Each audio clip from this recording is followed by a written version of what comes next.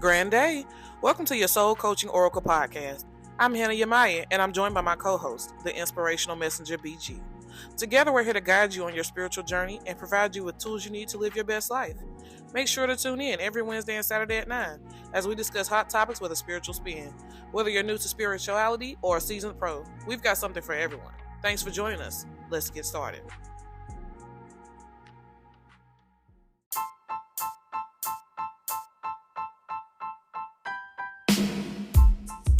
Hey you guys, this is Hannah Yamaya, your Soul Coaching Oracle, along with Inspirational Messenger BG, and we are your Soul Coaching Oracle podcast show.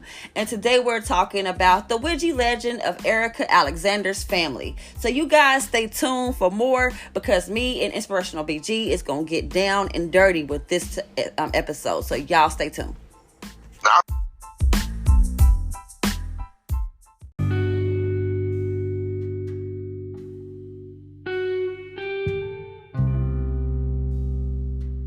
Thank you for tuning in to your Soul Coaching Oracle Podcast. Today's commercial advertising is sponsored by Sacred Creations and Healing, LLC. Are you looking for spiritual guidance and inspiration? Look no further than Hannah Yamaya's Books and More on Sacred Creations and Healing, LLC's Facebook. Visit www.facebook.com/Sacred Creations Healing / to find out more. Don't wait. Start your spiritual journey today with Sacred Creations and Healing.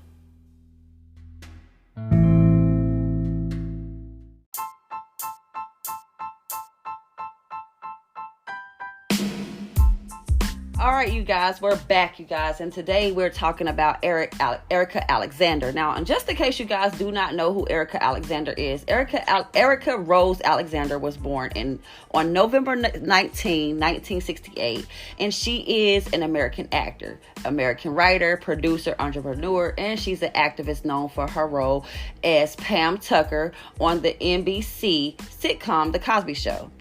She also was on She was also Maxine Shaw on the Fox sitcom Living Single. She has won numerous awards from her work on Living Single, including the NAACP Image Award for Outstanding Actress in the Comedy Series. Her film credits including The Long Walk Home, that was made in 1990, 30 Years of Life, 2001, Deja Vu, 2006, Get Out, 2017, American Refugees, 2021, Earth Mama, 2023, and American Fiction, for which she received Independent Spirit Award for Best Supporting Performance nominated. Now, Erika was born in Winslow, Arizona, and raised in Flagstaff, Arizona until the age of 11, when she and her family moved to Philadelphia, Pennsylvania. She is one of 6 kids born to Robert and Sammy Alexander, a school teacher and a children's book author.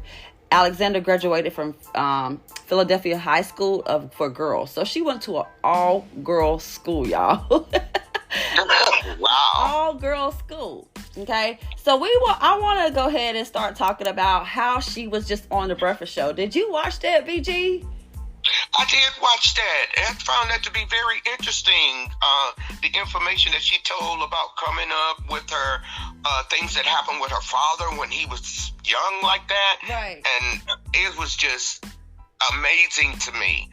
It was astonishing to know that somebody that little would just stand up and give you healing information and then sit back down and start playing. Right. Who does that? Right. I mean, wow. Right. So I do have the video from the Breakfast Show, and I want to share it with you guys. So here we go, y'all. And Auntie Belinda, we're gonna go ahead and start this video, and then we're gonna talk about it. Okay. I said Belinda, but y'all, it's BG to y'all, Belinda to me. Okay. All right. It's okay. Here we go. Let me get it together, y'all. Here we go.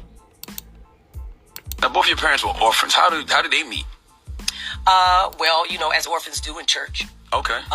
They're both their godfather, or I should say, like their godfather, was the evangelist in town. He was the bishop. His name is Bishop W.C. Griffin, and he became the bishop of that northwest half of America.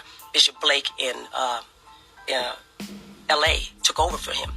I mean, in a way, I'm from church royalty, if you look at it that way. I mean, he was a really heavy dude, but then they were just in the dust bowl of New Mexico. And it was a very Southern Gothic existence. My grandmother was a witch. She died in witchcraft. My father started to preach and was ordained since he was 6 years of age. They said he was a special child, that he literally would sit on a porch and people would come up, and before he could even walk, he would stand up, do scripture, and then go back to playing. Wow. My father, who was prone to exaggeration and, as to say, straight up lying, would say some of these stories, but my mother, who was not, said, no, Erika, it was very true. Wow. And they went around in a car, and they would go on reservations or wherever they were called, live in people's garages, and he was a healer. They would bring him in, and what would happen, there would be a few people in the audience at first. They would pitch a tent, and then he would pray, do something, and then everybody would heal. Everybody would hear about a person who was healed, who they knew their whole life had some ailment or sickness. Wow. And then the next night, there would be tons of people overflowing, Indian, Mexican, white, black, to see this young healer. That was my dad. And that's crazy because your dad fascinating. got sick at early, 35. Right. Wow. Got sick. Nobody could heal him? You know, it's funny. He died. They gave him a church in East New York. And before he died, I made some peace with him because he wasn't the kindest person. And he said he wished that that God had healed him, and he always wondered why. Sorry. And I wondered too. I always you said so much that I wanted to, like, first of all, your aunt being a witch. Yeah, my grandmother. Being a witch. His mother was a witch. She would go down and get goof with us. Well, she would go. Listen, she had a restaurant. You know, black people, we do so many things, catering and all that. So back in the day, you really didn't have a life job.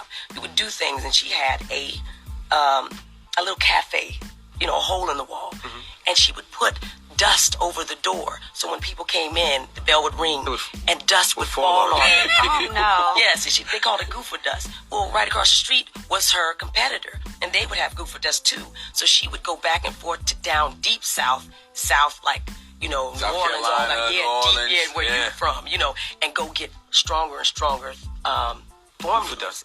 Well, one time she came back, and by the way, she would just leave my father, so he'd just be on the streets. One time she came back, and a Mexican family took him in, and he didn't even remember English. And they begged her to let him stay. Let Roberto stay, please, Roberto. They called him Roberto. And she took him.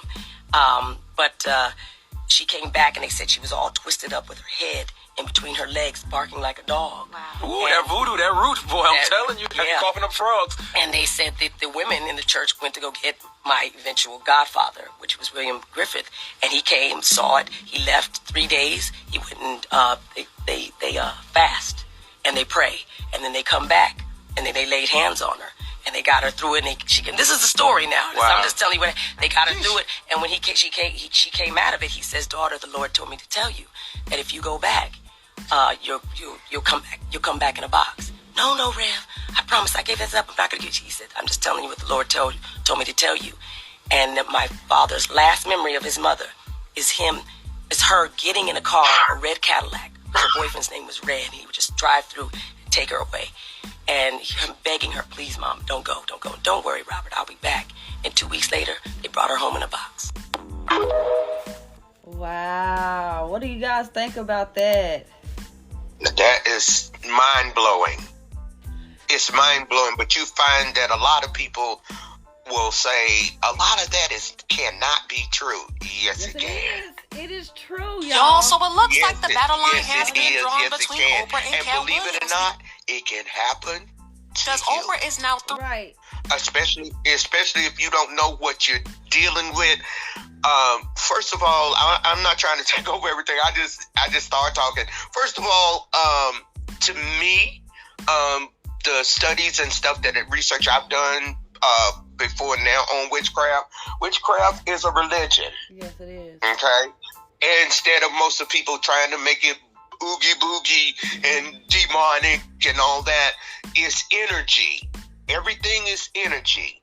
If you decide to do something under the witchcraft religion or voodoo, which is really pronounced as Vadu, if you decide to do something under that culture, you need to know in depth what you're doing.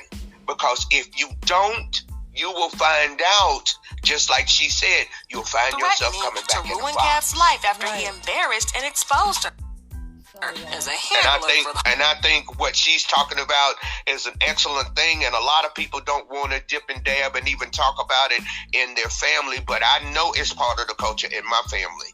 I said, because who tells you to go outside and pick 3 different weeds, twist them together, and rub it on a bee sting? Yep. Okay? These are the things my mother taught me when we were growing up, how you go and you get certain herbs and you do things. And when she got sick, she got some roots and she put them in some white liquor. And she put some other stuff in them and stirred it up and set it on the shelf. And then she started taking it. Right. Okay, but and other people don't think about that. But where do you think a lot of the stuff come from that the physicians and stuff do? Right. It comes from the basic of witchcraft. Right. And then just in case y'all don't know what gopher dust is, it is a dust to protect you from your home. Evil eye. Yeah. The evil eye. Yeah. I use it, just in case you guys don't know, your soul coach Oracle does that dip and dab and witchcraft and all types of voodoo, hoodoo, and all that stuff. One thing I do too. One thing about this is I appraise her for that, because not everybody comes out and talk about what they family used to come, where we come from. A lot of black family are slaves. I'm going to say our family in our lineage. Your family was a slave, had a slave master. Most of them dibbled and dabbed in witchcraft.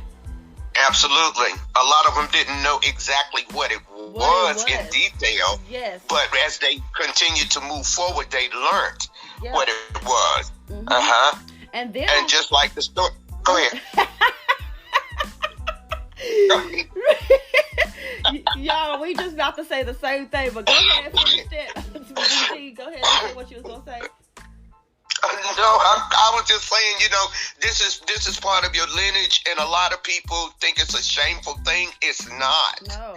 And just like, in my family, right. And when she talked about the different things that the people went through, it reminded me of when my baby brother was born. Mm-hmm.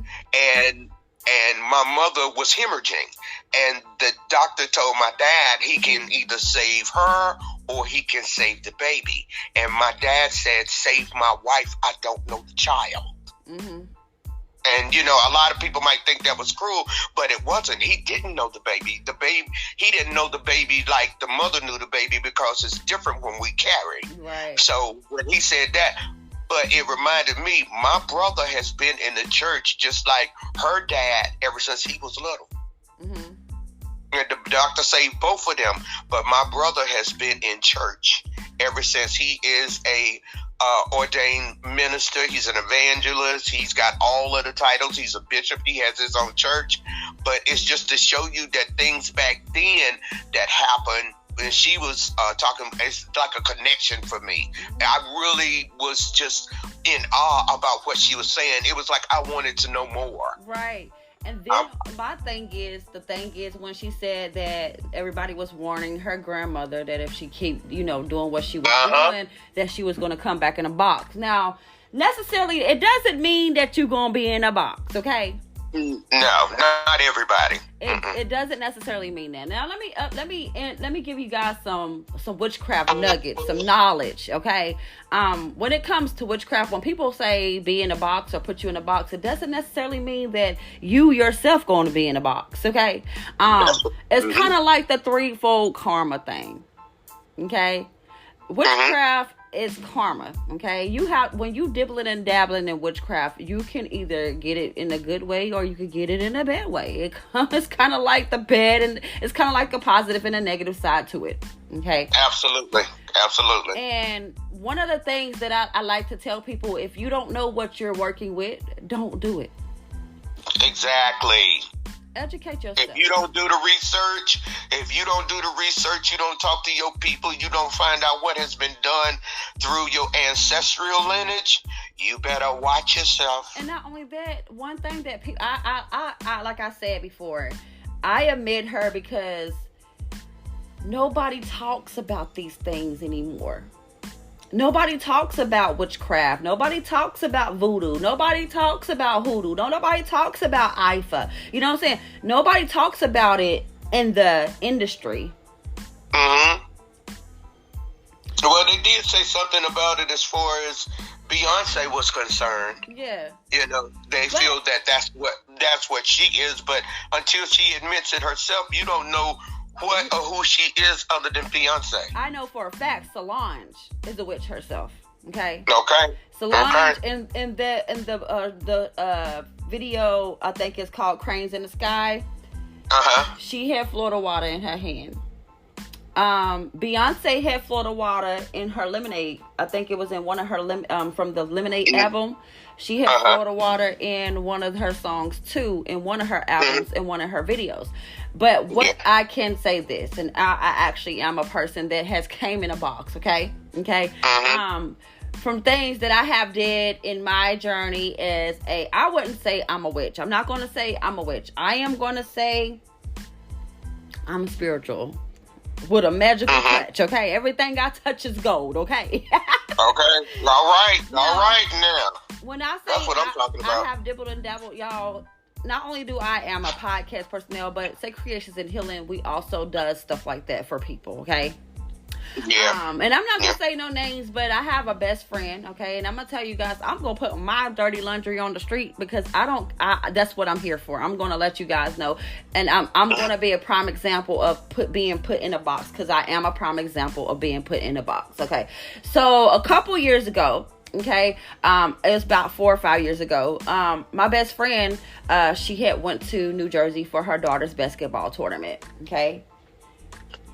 And she was with this guy, and this guy, he kept putting, I am strong about kids, okay? When it comes to kids, I don't care who kids it is, you don't do malicious things in front of kids. You don't argue in front of a kid. Not. You don't fight in front of kids. You don't do any of that, okay?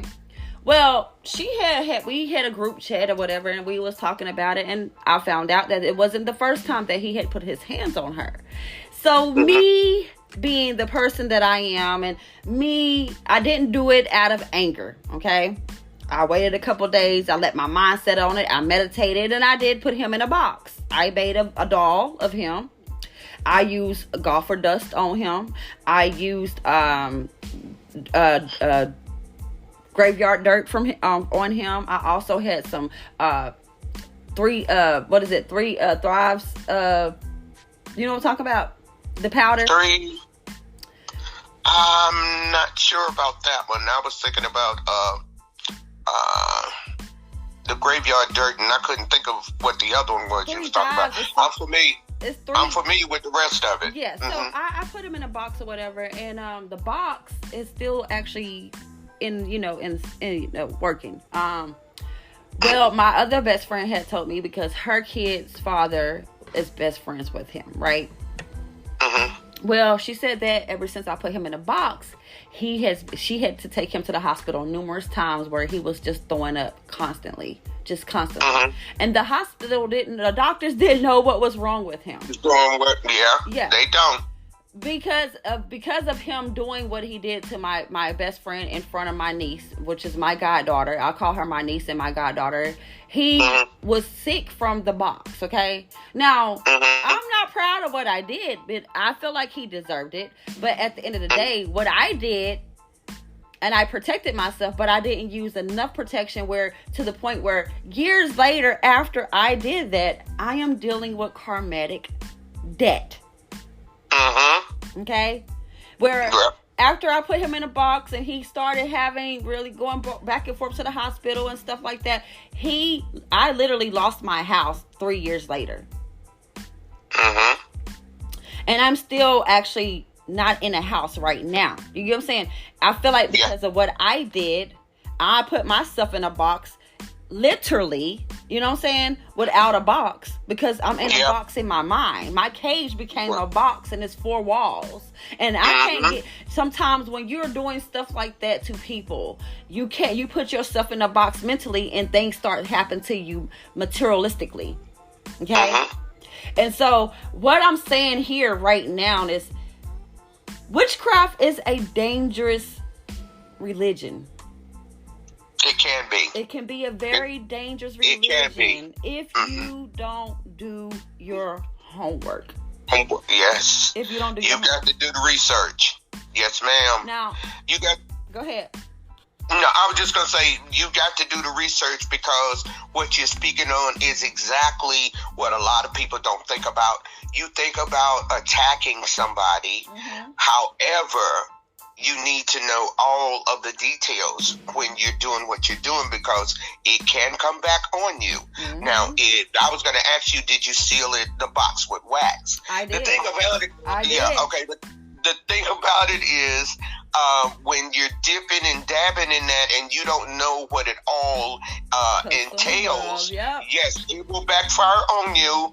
And the thing about it is, as long as you keep it sealed, it won't backfire. It's going to keep coming. It's going to keep coming at you, because you are the one that have to keep feeding the energy into that to make sure it holds. And even though I still feed into the energy and it's still holding the energy, I feel like a lot of times your ancestors like, no, bitch. You know what I'm saying? Yeah.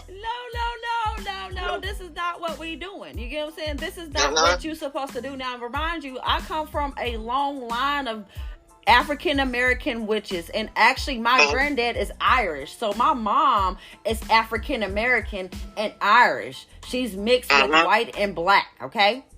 Yeah. Now let's talk about these Irish witches. Okay. Oh, okay. You know what I'm saying? So not only did I come from witchcraft, but I come from whatever the Irish people did back in the day. That I'm European and I'm African American. Okay.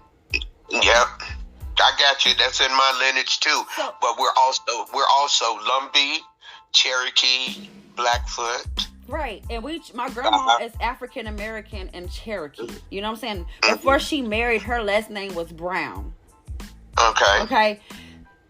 And one thing I want to tell you guys is, and I think BG can, really, really relate to this, is that if you don't go down your blood lineage and you don't know where you come from, don't dibble and dab. Don't. Go to 123, what is it called? 123, the DNA thing, where they tell you where you're from and all that, ancestry.com. I think that's ancestry.com, yeah. It's another one that's called 123. It's another one that is for the black lineage, but I cannot think of what it is right off the top of my head.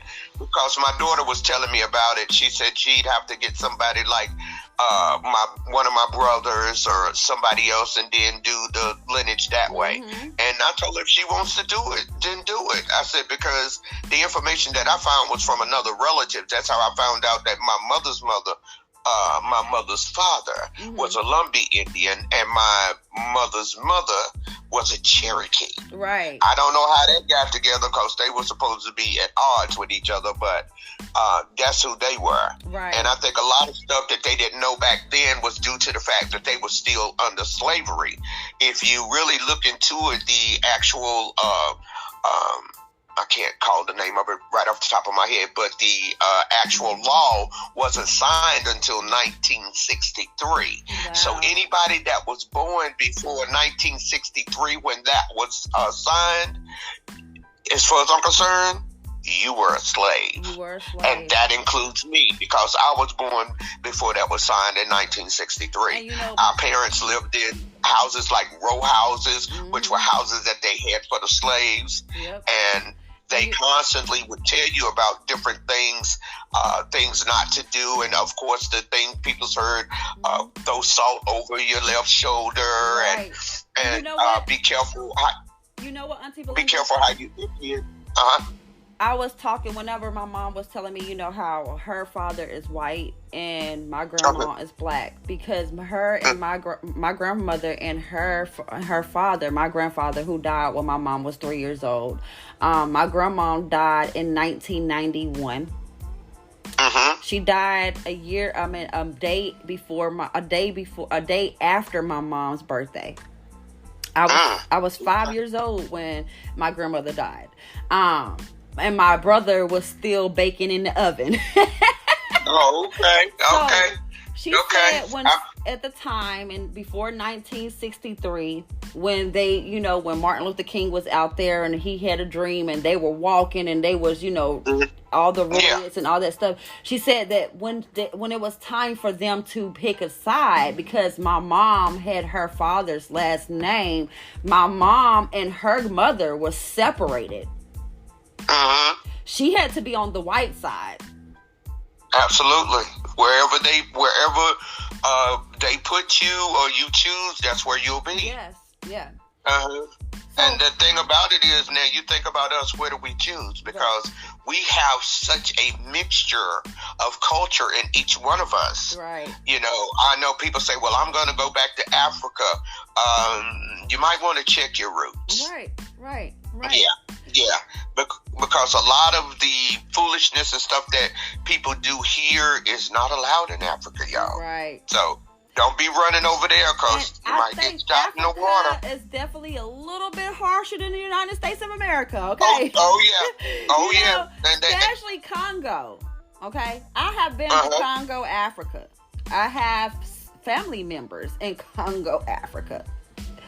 And they're at war right now. Okay. And see, people think it's so much easier, in those areas than it is here. Right. But once you start learning more of your lineage, and finding out what the cultures and stuff, what your people did, and I make jokes about it. I said, well, we ought to all be smoking marijuana, because our people were Indians and we smoked peace pipes. So. One thing that I do admit about Erika Alexander is Erika Alexander acknowledged the fact that she comes from a family that was church born, but were actually using witchcraft. And you know what? Some churches do use witchcraft in their congregation. Okay. Yeah. They do, and I don't have time to argue with nobody about nothing. Right. But if you get into the parables in different chapters of the Bible, Proverbs is about you getting money. Yep. Psalms is about curses and stuff over you. You speak them. It's a book of spells, okay? I said, see, I don't want to get too in depth with that, but like I said, it's about what you do with the knowledge. It's what you do with the energy. There is a book in the Bible that talks about crystals. I cannot remember. I think it's Ephesians. I don't know if Ephesians has that or not, but it could be. But the thing about it is, we're talking about it, but I always tell people, don't rely on my mind. Look it up. Do the research. Hold on. While we over here, I'm gonna let BG finish talking, and I'm gonna look it up, because before we go to the next segment of this episode, I'm gonna give y'all some knowledge on the Bible. Okay. And you'll find a lot of people don't like for you to say different things like that, but I'm going to say what is given to me, because that's the way I grew up. I grew up on the foundation of a holiness church. I said, we grew up, we were out in the country. I said, believe it or not, I grew up where there was no running water. The only water you ran to get was from the well. Okay, so that was really into in-depth culture, because we had outside bathrooms. The house that we lived in, we had wood stoves. I learned how to cook on a wood stove when I was 9. So it's a lot of different things that I tell people. You need to really know who people are, what's their foundation, what's their culture. Find out where they come from, what they are about. Right. Because once you start talking to people and you might say, well, it's witchcraft in my family. The first thing somebody say, oh, you're going to try to work something on me? Why would I work something on you? That's not worth my energy. Right. All right. So I don't do anything. I don't do anything against anybody as far as what I know, as far as witchcraft and different things. I don't do that. But I will protect myself. So if you send something on me, you better believe I am protected, and it's coming back. Right. Now, and how it comes back to you is not always the way you send it. Facts. Now, I just Googled it, BG. Okay. Okay. Can you see it on your screen? I can see the part about Exodus. Yes. Okay. Now. Okay. let's go into preaching, okay? Because I'm gonna say something. I'm gonna be honest with you, because a lot of people, whenever you say something about witchcraft, okay, they, especially these Christians and people, they sneer their nose up. Now, it's okay. They'll be all right. Exodus is the Old Testament, okay? Yes. That's the first Bible that ever hit fucking surface, okay? Right? Okay. The Old Testament, which is rich tapestries of stories and teachings, contains several references to crystals. One mention that can be found in the book of Exodus, where the priest's breastplates is described as an adorn to 12 precious stones, and each of them are part of the 12 tribes of Israel. I remember that. Okay, and one of those, I remember that. Yeah. one of those stones is a jade. Okay. Okay. One of those stones is a tourmaline. Mm-hmm. Black tourmaline. I could tell you that. Okay. There's a couple stones like amethyst, smoky quartz. Okay. Listen. Okay. So if you are saying crystals are bad, they're not a part of the Bible, I just proved my theory that the proof is in the pudding. Okay. Okay. Crystals is a part of the Bible. Yeah, but like I say, and reiterating, not meaning to sound redundant, it is the energy. It is your intent. Right. What you plan to do. Right. And just as strong as your intent is in sending it, trust me, it comes back just as hard. Right. So if you don't know what you're doing, it's best to leave stuff alone. Because when it comes back, like you said, you all the stuff that you've gone through and you still going through. Right. And I mean, it's up to you whether or not you decide to turn it loose. Right.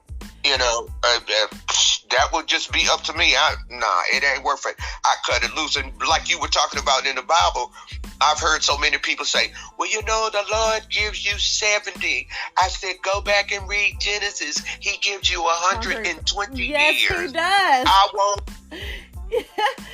I think we lost Inspirational BG. Is you there? Because I'm going to wait on my 120.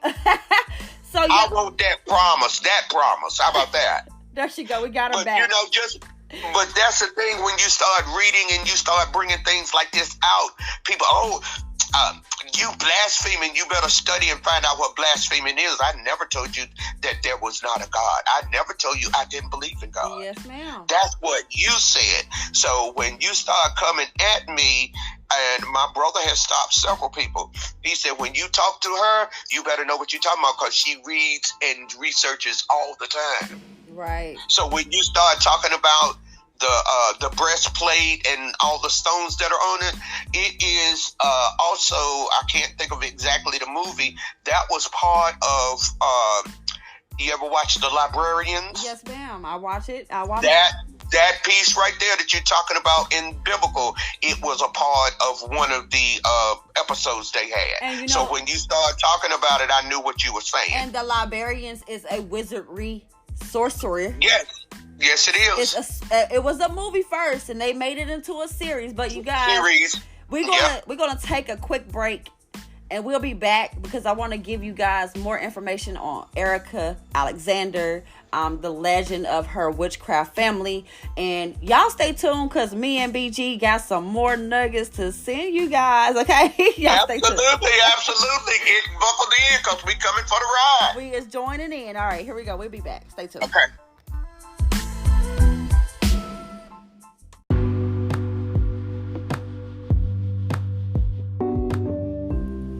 Hey, what's up? It's your boy Unleash. You guys looking for a podcast that covers love, relationships, trending issues, and taboo topics for people of color? Tune in to Melanin Vibes, hosted by Nikki. Join the conversation that get insights, advice, and engaging discussions that educate, empower, and entertain. Subscribe now. And be sure to follow us on Facebook at facebook.com/Melanin Vibes. Vibes, that's VYBEZ. Holla at your boy.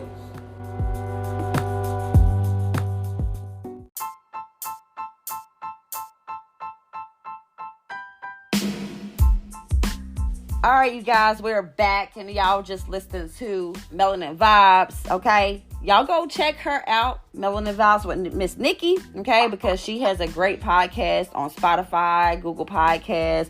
Y'all go check her out. But check her out. So we're back with the Witchy Legends of Erika Alexander's family, okay? Now, I want to talk about the early years, and I'm going to talk about her early years. Now, she was asked in the interview about her early years. Now, she was born in the mountains of Arizona. Again, I said that. She lived the first 11 years of her life in a hotel called Straight of Route 66. And her father was a pastor, but I think it's called evangelist. He was a evangelist preacher. Preacher. So evangelist. Yes. So he would basically live off of tips from the money that was left after the pastor took his share. Okay. Now, BG, can you tell them what I can't say it, y'all. Excuse my language. Evangelist. What is that? Explain to them. An evangelist is a minister that travels. My brother was an evangelist at one time, and he traveled different places in Africa, and I would say, in local, wherever he was called, that's where he went. So that's what basically an evangelist does. An evangelist is more or less what you call a traveling minister. Basically like a missionary. Well, you know how the missionaries go traveling door to door?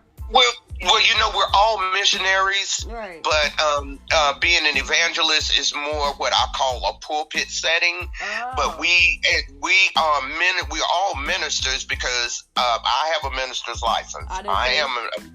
And so even though the ministry that I do is not the same as my brother's, there are people that try to compare us, and I snip that in the bud real quick. Right. I said because I travel in areas that my brother doesn't, because my is spiritual. Right. His is spiritual, but mine is spiritual to the point where I'm like a spiritual, I'll say, evangelist. Right. I'm wherever I'm called to talk, to do, to inspire, that's what I do. His is more on the biblical line. He's more into the Bible and the different cultures and all of that. But me, I'm kind of like a centipede. I've got you everywhere, little fingers in everywhere. Yeah. So basically, I am actually a minister, okay? But I am not a biblical minister. I am a spiritual minister. So that makes me a evangelist, right? An evangelist, yeah. Evangelist. Wow. It's okay. You get it. You'll get it. You'll get it. It took me a while too. You'll get it. Listen, I've been messing this world up. God, Lord Jesus. So y'all don't take that from me, y'all, because when I'm telling you, I'm reading from the screen, so it's kind of little for me to see it. Okay. It's okay. But now, Erika never went to college herself. Okay. I read that as brilliant as Maxine Shaw on Living Single, Alexander herself never went to college. She said she graduated high school and she kept working because her father passed away, and she needed to help her mother. But her role as Maxine helped to inspire other people to pursue law. People like Merlin Mosby and Mayor Bill de Blasio and Charlene McCray. So one of the things that I can say is she is a definitely inspiring person. Just thinking about what she got going on. She never ever been able. She didn't go to college, but she worked hard enough to get herself where she was at. Now, she actually said that she lost her home. She said it was bad for me. It had been the time after Living Single went off air that she would work and do guest spots, and people would say often, "We don't see you as much." Well, we don't see you as much because there are very few parts, and the part that they do get, they're not paying as much. So She wasn't really seen. Everybody wanted her to be Maxine Shaw and not Erika Alexander. Does that make sense? Yeah, they wanted to characterize her. Yes. Yeah, that's how a lot of people lose money. Yeah. And you remember, well, you wasn't in the show, but we actually just talked about this a couple weeks ago when we talked about how Taraji P. Henson is getting underpaid. You get what I'm saying? So they was wanting to pay Maxine Shaw, but not Erika Alexander. How the fuck does that work? It's because they want her to be stereotyped as that type of character. It's just like, if I'm calling correctly, Terrence, Howard, is that? No, Terrence, the one that did Hustle and Flow. Terrence Howard, yes ma'am. Yeah. He said that in one part of the movie, they wanted him to slap the woman and beat her up. And he said no. He said, because if you do that, you will stereotype me as that type of character, and it'll be hard for me to get work. Right. So he told them they had to redo that part. And, you know, when you say no to them, this is when things start happening, I guess, when they go into the blackballing and all of that. But she didn't want to be Maxine Shaw. She didn't want to be always aggressive and hard and, you know, being a smart mouth and, you know, and looking like she made kind of money, but she was mooching off of her friends, eating in their houses and stuff like that. She didn't want to portray that kind of character. And even though I don't blame her for that. Even though she lost her home, she didn't want that to define who she was. You know what I'm saying? So exactly. When she went to the property, she said that they were used to dumpster diving, diving into, you know, big ass trash cans, digging through couches for money. So she actually lived a homeless life, and I can relate to that. You know what I'm saying? Because I actually went from living to hotel to hotel to hotel, and I'm actually living with my family member right now. But the thing is, she was a big star, and then she went from being a big star to living on the streets. It can happen. It can happen to anybody. Yeah. It can happen to anybody. That's right, to anybody. Just because she doesn't want to be characterized as who they want her to be, then nobody really wants her, and that's not really. I don't think it's fair. Yeah. Basically, because look how she started out. She was a kid in the Cosby Show. Right. Okay? But then when her greatness started coming forward and you saw she was really into her character, well, just think how good she was as Maxine Shaw. Give her the opportunity to be great at being something else other than Maxine Shaw. Did y'all know that both of her parents were orphans? Okay? They met one another in the church. Now, she did say this in the video that I played, you know, the audio that I played for you guys. Alexander's mother was a witch, and she died in witchcraft. She died from witchcraft, okay? And her father started to preach at 6 years old. So this is before he could even walk, he would stand up and preach and then go back to playing. One thing about being a healer, it's not necessarily a hands-on thing. Your words can heal a person. Absolutely. Believe it or not, your smile can heal a person. Yes, it can. Now you can give them a look and smile at them, and it changes their whole day. You never know how you could be saving somebody from committing suicide just by smiling. Right. Now, one thing that I want to go ahead and re-say whatever Erika just said. Erika said that her grandmother would go deep in the South to get dust to shake on top of people who would enter the restaurant. That she went down on one time, and they said that she was all mangled up with her head in between her legs, barking like a dog. Yeah. Now, what do you think that means? What do you think that means, BG? Because I want to hear your... Well, a lot of times, like I said, people don't believe these things. Yeah. But when you dip and dab and you go further and dip and dab into that, and you don't actually know all the culture and what can happen to you, yes, ma'am, you can be deformed like that. And people be, oh, no, that couldn't have happened. Oh, yes, it can happen. It depends on how in depth you go into it. And if you're putting a lot of your time, your spirit, your soul into doing it, then these are the results that you get back. Because like I said, it comes back on you. Now, I don't know exactly, because she didn't really go into detail other than she kept going and getting stuff and doing stuff when she was told not to. Right. Then she kept on until she came back like this. Yeah. But you know what? I'm thinking either that was something that came back on her because she was told not to go. Or somebody put a hex on her. Exactly. Because they could have found out she was doing something to somebody else, and they decided to do something. But the golden dust, the dust that she was using it to protect herself. But if it was if it was going on people's head as they enter the restaurant, she don't know who coming in and out her restaurant and what they doing. You know what I'm saying? Yeah, so because it was over the dough jam. It could have been. It was over the dough jam. Right. Yeah, so when they come in, it shook off on them. Yeah, and it could have been anybody that came in and out that restaurant that put a hex on her or a curse on her. That's why she had her head between her legs and barking like a dog. Now, when they say barking like a dog, it doesn't mean roof, okay? It means she was coughing, honking. You know it means coughing and babbling and yeah.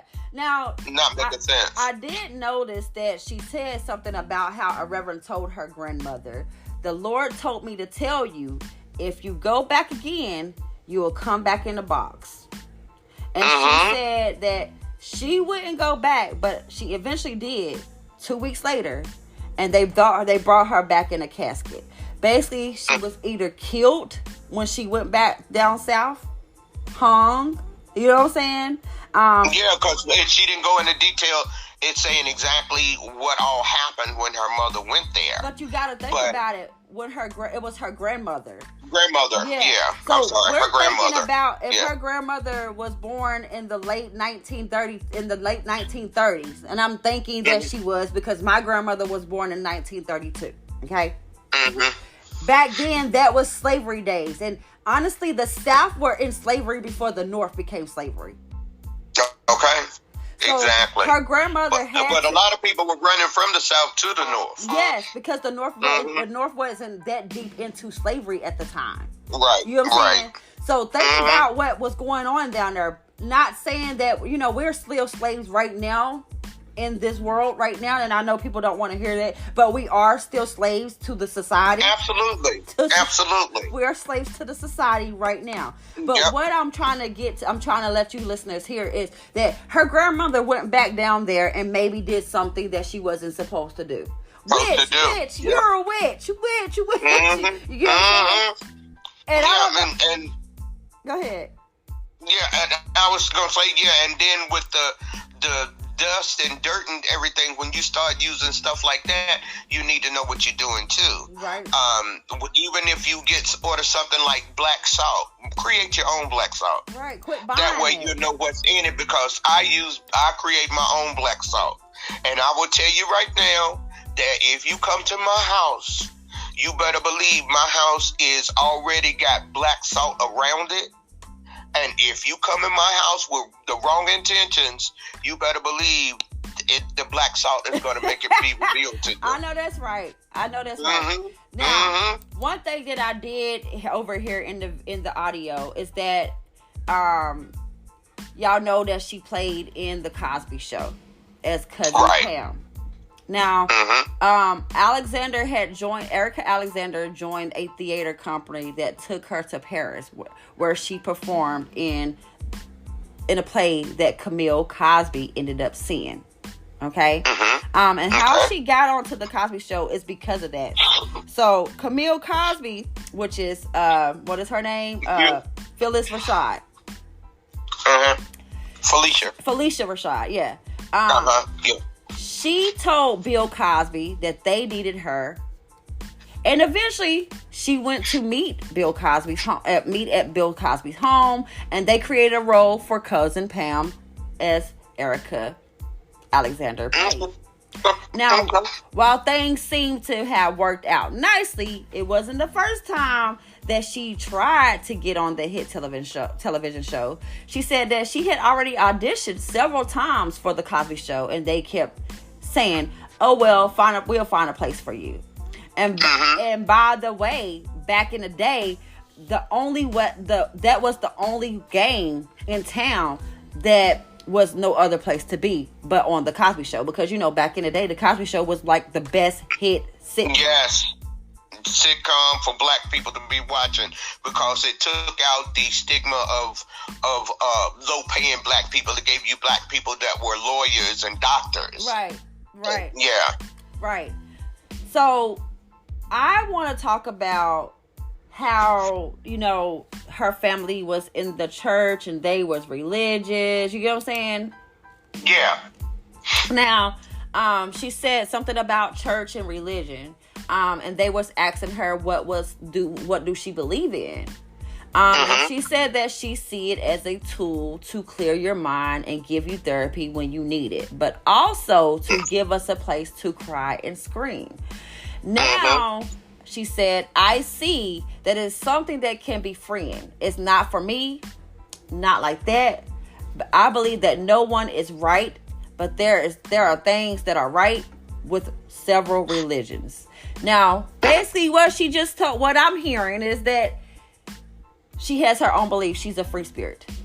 She dibble and dabble. Certain books in the Bible she believes is true. Certain things in the Bible she believes is not true. And I can agree with her, because the only book that I read in the Bible is the book of Psalms and Proverbs. Okay? What's your thoughts? Now, the thing about as far as religion, I know some people are going to get twisted, but what the hell? Anyway, when dealing into the Bible and different cultures and stuff that's going on, you think about the fact that the Bible has been rewritten. It's got punctuation marks and all this different stuff in it that it was not supposed to be that way. Right. So the Bible, for me, and this is just me, the Bible says that those who believe, okay? So you want to know what I am? I'm a believer.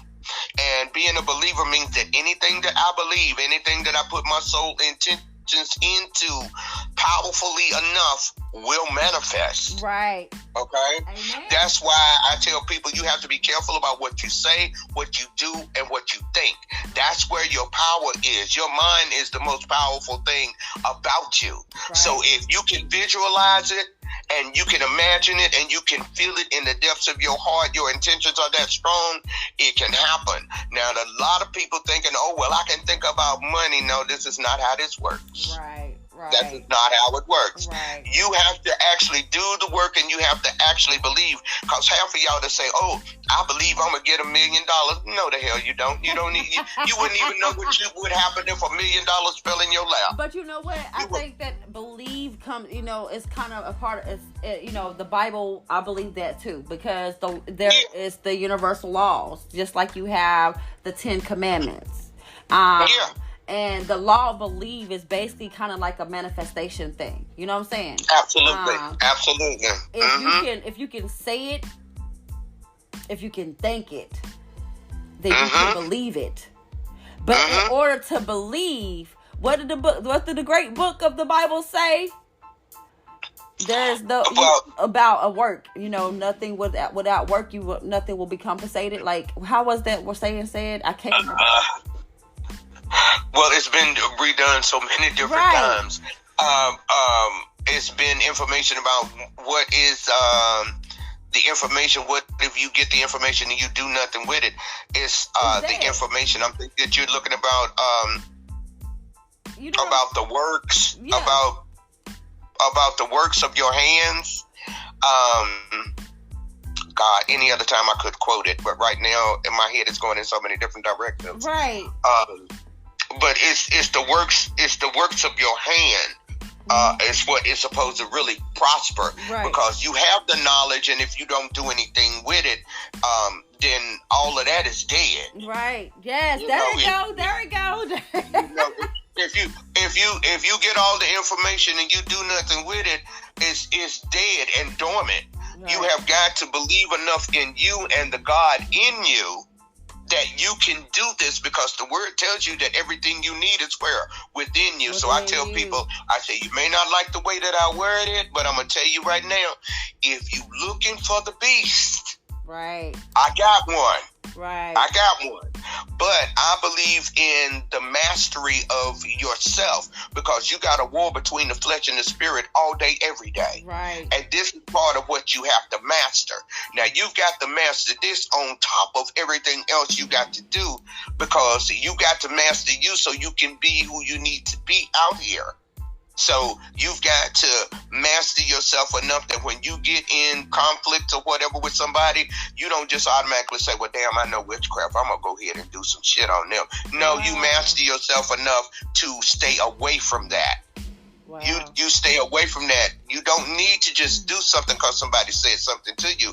Now, I have no problem with you doing witchcraft, voodoo, whatever rebuttal you need to do Right. when somebody's attacking you. Right. Mm-hmm. So, you know, like it's all in the belief factor. If you believe that it's okay for you to try to put something on me and you know nothing about me, and let me throw this in here for you males and females that think that you can put voodoo and witchcraft and stuff on somebody and make them yours, you gonna mess around and make something yours and be screaming for God to take it off of you. Right.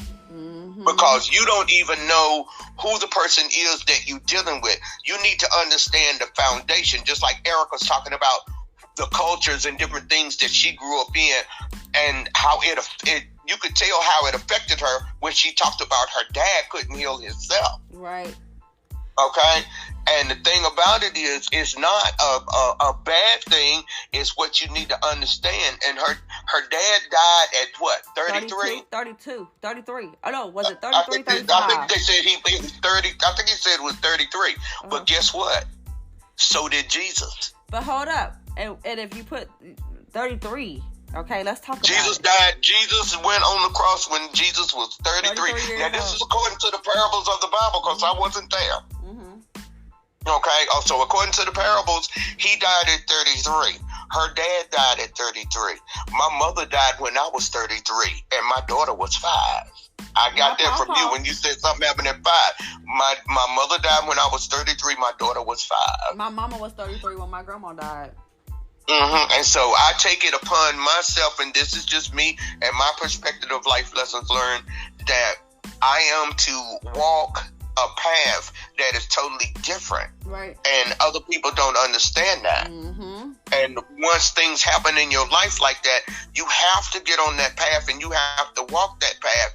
And so her dad had to walk that path of healing and doing what he needed to do. But don't feel bad or sad for him that he wasn't healed on this side. Right. See, that's what I like to tell people. He was healed in the spiritual realm. You get what I'm saying? There you go. Now, one thing that made me sad about the whole conversation of her dad is when she said that she had some things that she needed to get, to talk to him about before he died. And he wasn't a really good person. Yeah, he was kind of mean, but it's okay. We all can be, because I'm kind of mean too to hear other people talk about me. I'm mean too. Right, but this is what hurt me. I had to walk out the room. I ain't gonna lie. I walked out the room when the audio was playing. When after she said what she said. But she said what hurt her the most is said that I healed all these people, but God couldn't heal me. That man wasn't ready to go. It wasn't that God couldn't heal him. And that's just me. It wasn't that God couldn't heal him. God did heal him. Yeah. He just didn't heal him. He didn't heal him for the mundane. The way that he wanted to be healed. That's right. Yeah. He did not the way he wanted to be healed, not the way she wanted to be healed. That's why I tell people a lot of times when you want to tell somebody, if I want to say, hey, Hannah, I love you. Right. Don't you think I'm just saying that because I have nothing else to do creative with my time? I love people. I really do. I love you with an unconditional love. But when you come to me with your fleshly love, then we got to sit down and have a talk because that's not who I am. Yes, ma'am. Yes, ma'am. Okay? Yes, So ma'am. people need to realize that even though there are things that we want, like he wanted to be here longer, but his time was up. And who knows, my time might be up soon, and you never know. Because I'm going to tell you, in 2022, for a couple of times there, I thought my time was up. Right. I was in ICU with Omicron for over a week and a half. Then I turned around and had to have a surgery later that year in October to save my life. Could you imagine? Even though I had said everything that I could think that I could say to my daughter at the time, they rolled me away and told my daughter, this may be the last time you talk to your mother. And look at you now. You on my podcast. Yeah, and I'm still here. You're still here. Yeah. So yeah. I said, but you never know what the Creator has in store. For you. So love people unconditionally. Love them when you can. Right. I mean, you know, all this physical that people get into, baby, that's not it. This is a spiritual war that we're going through. Yep. It's not a material world. It's not and my thing is, a lot of people don't know is the things that you can't control outside of you, you can control everything inside of you. And one of the things that I always say is stop reacting to the things that you cannot control, because it's creating the chaotic mind. Start reacting to the things that you're controlling inside of you, because on your earthly body, it only affects your earthly body. It does not affect your spiritual body. It does not. It doesn't. But I'm going to take us to a break, and we're going to continue this. We're going to continue this segment. This episode. We got one more segment, and then y'all stay tuned, because I got more information about Mrs. Erika Alexander with my co-host, Miss M, Inspirational Messenger BG. This is Hannah BG Yamaya. in the house. This is Hannah Yamaya. Y'all stay tuned. We'll be back after these messages.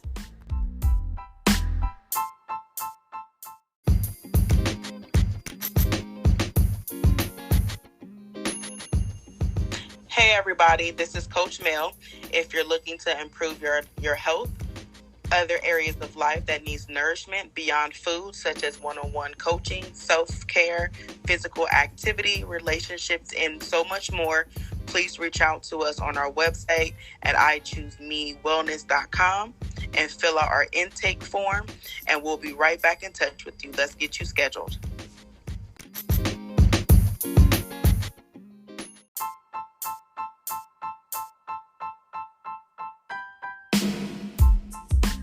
Hey you guys, this is Hannah Yamaya and Mrs. Inspirational Messenger BG. We are back after these messages, and I know y'all heard it. It's I Chose Me health coach Melody Anderson. So I hope y'all enjoyed it. Go check her out on Facebook. Go follow her website. Go subscribe to her website and all that stuff. So back to Erika the Great, Erika Alexander the Great, because I follow her on Facebook. I follow her on Instagram. Okay. All right. So me and BG was talking about earlier how people will call you something else, but that's not who you are when you get in the business world. You remember? Remember we was talking about that? Yeah. When they try to stereotype you, is that the part you're talking about? Right. When they try to stereotype you as a character. Yes, ma'am. Yeah, that's part of what they do. Okay. Yep. So go ahead. I'm sorry. I wasn't saying nothing. I was listening. Okay, basically, faith without works is dead. That's what we were looking for. Right. Yes, you said it. Yes. It comes back to me. It takes a while, but it comes back. Yeah. So, I was trying to think of what else, because we had said something when we were down that you wanted to bring about to the surface. How people was calling you by your name in school, but when you got into yes, ma'am. Right. Okay. I got classmates and different ones that tease me. When I was in school, I was Gail. When I got into the corporate world and moved up on levels, I became Belinda. Mm-hmm. And I tell people all the time, you don't never want me to go back to being who Gail was, because she requires too much energy, and she is a force. Mm-hmm. She is a force to be reckoned with. You know them people that will go ahead and tell you stuff with no filter? Yes, ma'am. That's who Gail is. Mm-hmm. Belinda gives you a little more filter. But if you push me to that point, I will, as they say, God will lower the hedges. Belinda will let the beast out. Gail will come out, and you don't. You won't like her. Right. That's like Hannah and Saquana. My real name is Saquana. People call me Hannah. I'm Hannah Yamaya even in my local town. Okay? Only my family and close friends call me Saquana. But everybody knows Saquana is not this is a little big ass train. You don't want to deal with Saquana. Saquana is not the same as Hannah, okay? I mean, Hannah is a non-tolerant person, but Saquana doesn't take no shit at all. Okay. Okay. And so that's that extra personality, that beast. When I say I will unleash the beast, that's who that beast is. And you know what? And you don't want that. And we're both air signs. We're both air signs. BG is a Aquarius. I'm a Gemini. Yeah, I'm Aquarius. Yes, yeah, and I said, and the thing about it is, the sun, moon, and rising, I'm Aquarius, Sagittarius, Aquarius. So you know what that means? When I get hot, it's two fire. It's two air surrounding a fire. I'm a Gemini, Cancer, Gemini. Okay, so I'm a phoenix when I get hot. Yeah. So I try to warn people up front. I said, I'm a phoenix when I get hot. So when I set my boundaries for you and you go past my boundaries, get ready for that phoenix. So, and I mean, when the fire starts coming, it keeps coming. But anyway, we're going to leave that alone. Yes, ma'am. So I want to talk about how Erika was talking about that her friends was a ripoff. She was asked was her friends a ripoff. She's Friends, the movie Friends. Sorry, you guys. Okay. The show. Y'all don't know if y'all know the show Friends. Okay, it has Jennifer Aniston in it. It's a whole bunch of people, friends. They all roommates in an apartment. It's the white living single. Okay, now, Friends was made after Living Single. Okay, it was a rip-off Living Single. They just changed the name. The original name for Friends was called for Living Single was called My Girls. That was the original name. But it didn't test well, so they came up with other names like Living Single and Friends were some of the names that were presented. But obviously they closed one, and the other one went to another show also produced by the Warner Brothers. So basically they took Living Single off of air just to put Friends on the air. Wow. Now, I was not aware of that. Now, remind you, Friends is a Caucasian dynamic sitcom. I watch Friends and I haven't seen a black person in that sitcom ever. I haven't either. And Living Single, you've seen white people in Living Single multiple times. I just want to know why. Why did they take Living Single off the air when Living Single was one of the popular culture sitcoms for black people? Not just black people, but white people too. I know a lot of white people that watch Living Single. Was they not getting the ratings for the Warner Brothers? Was they not making enough money, but not enough viewers? Like, I feel like Living Single would still be a hit today because before I came on air, me and my cousin was in there watching Living Single reruns. Okay. I honestly think, and like I said, this is just my perspective. Yes, ma'am. That it's a possibility that Living Single was taken down so that Friends could excel. Yep. Think about it.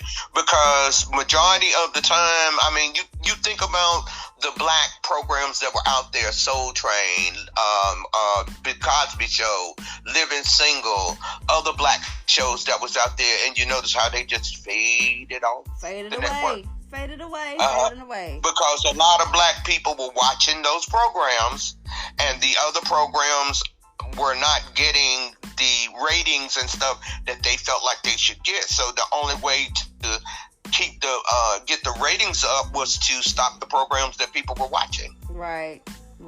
So there was no Soul Train, there was no more Bill Cosby. Right. But if you take the time out, like you said, the reruns are out there. Yep. BET Plus has it. BET. Yep. BT Plus has it. Now, I heard in the audio that I played for you guys back in this episode, that Erika the Great Alexander said that she would love to see a Living Single or be a part of a Living Single reboot. Okay, this is what she said, quote for quote. I think it's great that people nostalgically for things in the past, but for me, I always try to be honest. If my film and television career had been a lot better, I might not have any problems dipping my toes into that water and going to do the Max character. But for me, time is infinite. Okay, and we have so little time. I think that I would just want to see if I can do other things and see if I can get people as happy for me into different characters in a different way. That's my goal now. Never say never. I enjoyed them, and that would be a reason I didn't do it. I mean, that wouldn't be a reason I didn't do it. So basically, she's saying if there was, she would, but she just don't want everybody to categorize her or make, how they did her back in the 90s. Everybody wanted Maxine Shaw and not Erika the Great Alexander. Now, if she goes along with them redoing the thing and putting them back together, to me, I could be wrong, but to me, she's kind of surrendering to what they want. Yeah. And I mean, I'm not knocking the thing. If that's what she has to do to survive, then do what you need to do to survive, sis. But don't settle for less. Yeah, don't settle. Put your irons in some other fires and see what else is going on out here. Right. Check with 50 Cent. Hell, he's helping people. He helping Taraji. He can help you. Yeah. And I feel like that, with her, being on the show with Charmaine the God, that may open up some gigs for her. You know what I'm saying? It might.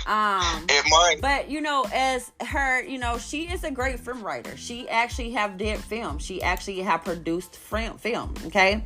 Well, at least she's in something else, too. Yeah. She got a hand in something. That's what I'm talking about. Keep your hand in something else. So she actually is. She actually just wrote. She was in 2012. She co-starred and co-wrote The Concrete Part, a science fiction graphic novel with then husband Tony Perrier.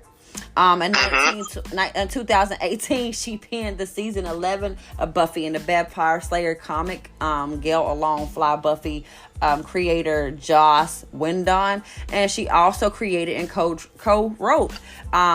In 2023, the DuPont Columbia award-winning Audible true crimes series Finding Tamika. Okay, so she actually are writing, scripts and books. Okay. She also has the last film that she also did was actually American fiction called Caroline. Earth Mama, she played in a role called Miss Carmen.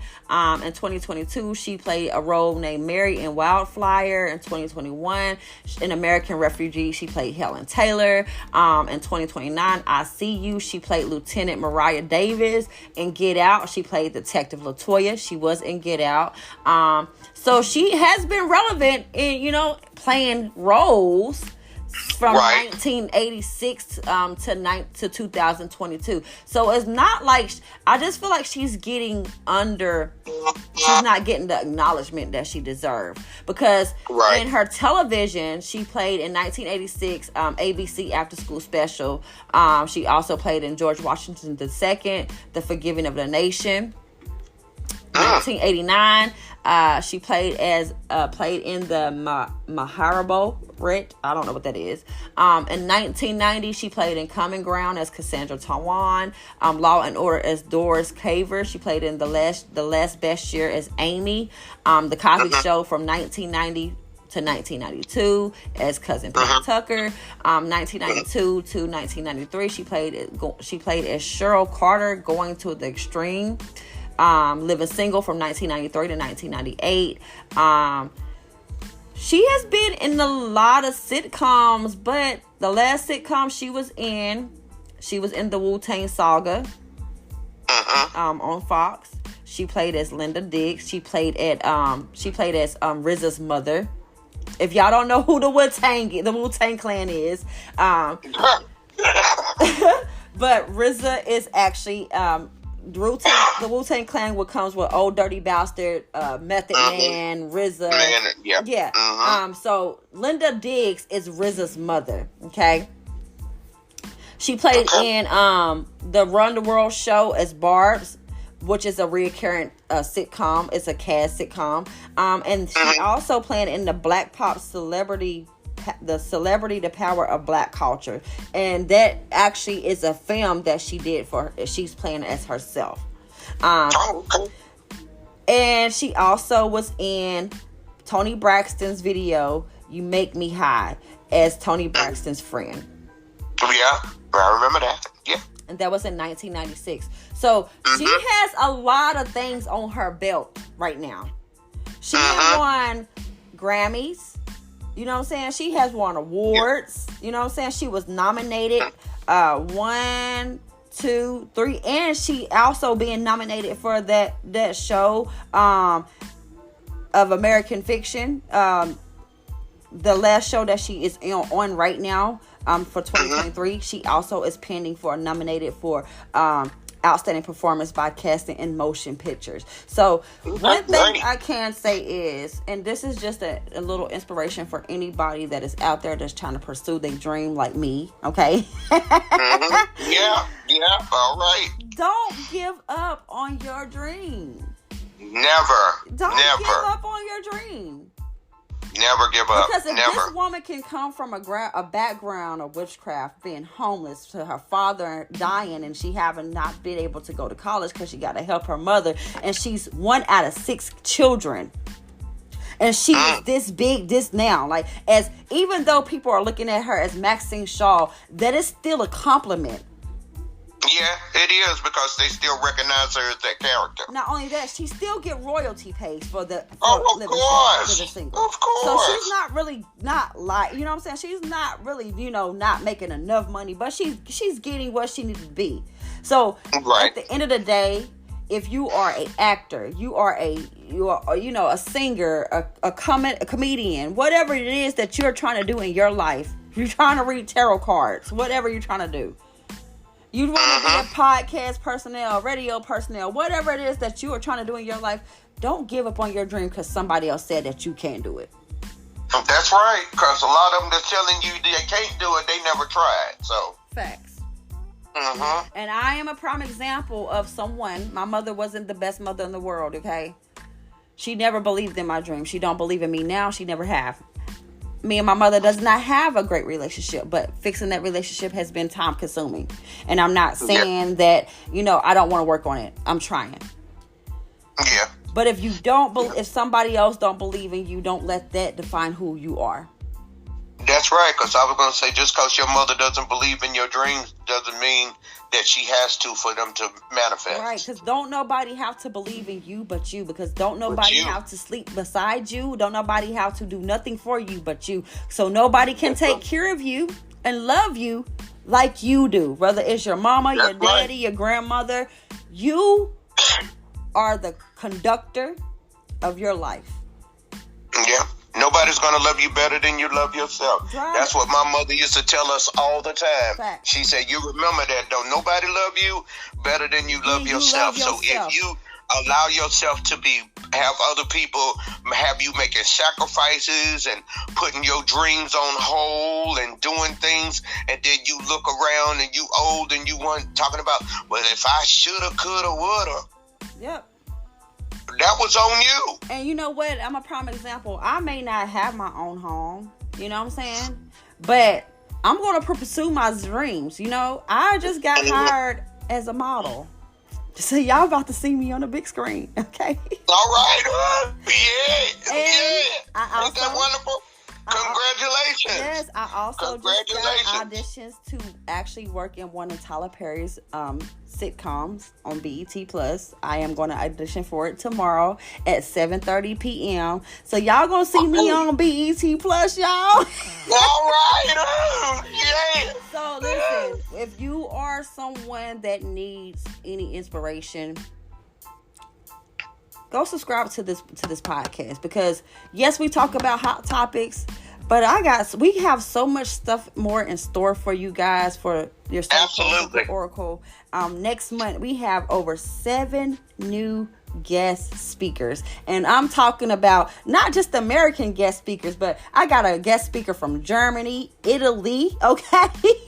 All right. Woo. So we got our music artist coming in. It's a music artist coming up. I'm going to be interviewing him. We're going to have him on the show. So y'all stay tuned, because your soul coach Oracle, Hannah Yamaya, and your inspirational messenger BG, we are going to come with more things. Okay. More people, more topics, more episodes, and you're going to hear more of us every Wednesday and Saturday.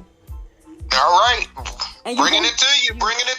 And you're going to hear more of me every Tuesdays and every Thursdays. Okay? So, I want y'all to pay attention, because the morning shows are Tuesdays and Thursdays at 11 a.m. Eastern time. And there's going to be one of those days where BG will be in the morning show as well. So, you'll be in the house. Yeah, so y'all stay tuned. We're going to sign on out of this. Erika Alexander, I love you. I wish that y'all will review the Living Single. Okay. Yes. I would love to see you on the TV more. I support you. Okay. Yes. I support all Black women. We all should. Okay. So we're signing out. If there's anything else that you want to say, BG, before we sign out of here, let's go ahead and get this out of here. All I'd like to say is, no matter where you are, no matter what you've done, no matter what you say, you're always covered by the Creator God. Yes, ma'am. And you can do great things. Don't you let nobody tell you that you cannot fulfill your dream, because you can. Right. Because we're doing it right now. Amen. This is Inspirational Messenger BG, giving it back over to your soul coach and Oracle podcast lady of the hour, gonna be a fashion model. Hannah Yamaya. I done already said it. It's out there. It's gonna be. We claiming it. I already claimed it. Let me tell you. Before we end this, I know I said we was out of here. We was signing off, but y'all, That's okay. I prayed all night last night. Okay. When I say I prayed. All right. That's the thing to do. And before we podcast, before I had hit her up this morning. I was like, we gotta get this podcast out here, because it's on my mind. It's on my brains. Because when I sent her the information about Erika the Great Alexander, we both was like, we gotta talk about this. We gotta talk about it. Exactly. Yes. But watching her and listening to her talk, it inspired me. Now, I had watched this video back in November. Okay. It inspired me.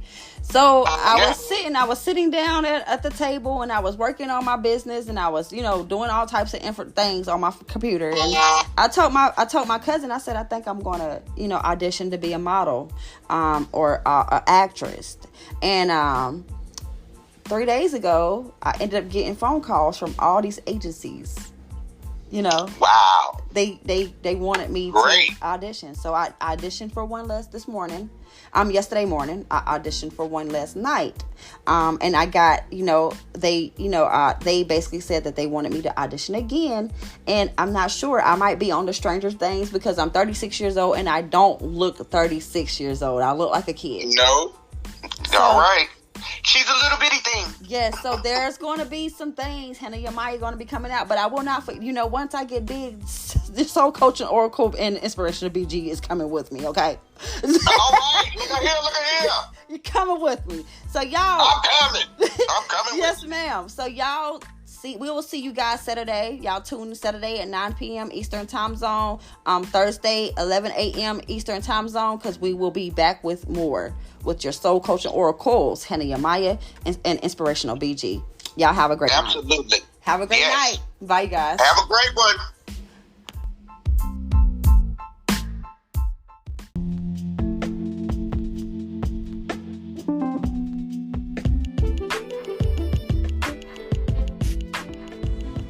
Hey everybody, Coach Neek here at More Time With Me Coaching. Are you feeling like you're just not connected to yourself? wanting to tap more back into who you are, what you used to be, your hopes, dreams, and aspirations, I want you to reach out to me at moretimewithmecoaching.com, or you can reach out to me on Facebook at More Time With Me Coaching. And let's get you tapped back into you and spending more time with you on a daily basis versus just using all your other hats.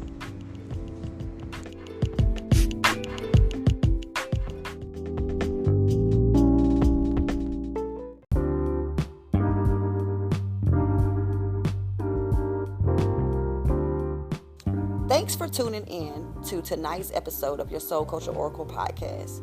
Don't forget to catch us live every Wednesday and Saturday on 7 different podcast platforms. We appreciate your support and look forward to seeing you next time. This is Hannah Yamaya and your inspirational messenger, BG, signing off. Y'all have a blessed day.